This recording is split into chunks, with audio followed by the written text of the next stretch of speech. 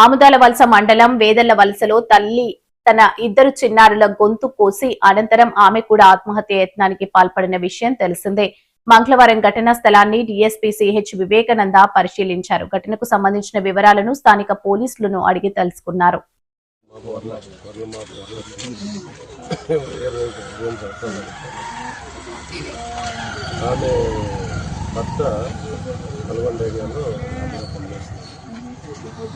పిల్లలు 3 సంవత్సరాలు అమ్మాయి 4 months.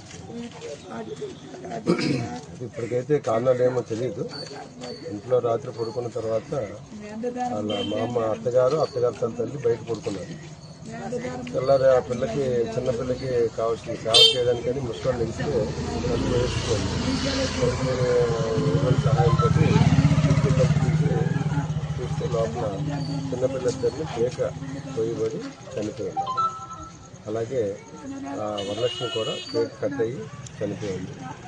దీన్ని బట్టి ఆమె కూడా కేక్ పోసి ఆమె కూడా అక్కడ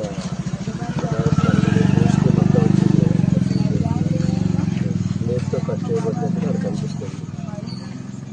మీరు విచారణ చేస్తున్నాం, కేసు నమోదు చేసి దర్యాప్తు చేస్తాం.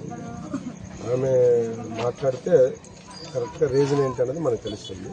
ఆమె ప్రజెంట్ వరలక్ష్మి ఆమె హాస్పిటల్లో రిమ్స్ హాస్పిటల్లో ట్రీట్మెంట్ తీసుకుంది.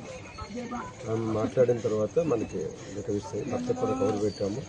అలాగే ఆమెకి తల్లిదండ్రులు లేదు, స్టెప్ మదర్ ఉంది, అలాగే అన్నదమ్ములు ఉన్నారు, అది కూడా కవర్ పెట్టడం జరిగింది. వాళ్ళందరూ వస్తే మనకి వస్తాను చూస్తే రాత్రి ఫోన్స్ మాత్రం వాళ్ళ అన్నదమ్ములతో వాళ్ళ స్టెప్ మదర్తో మాట్లాడినట్టు మనకు తెలుస్తుంది. పూర్తి విచారణ చేస్తే మనకి అన్నారు.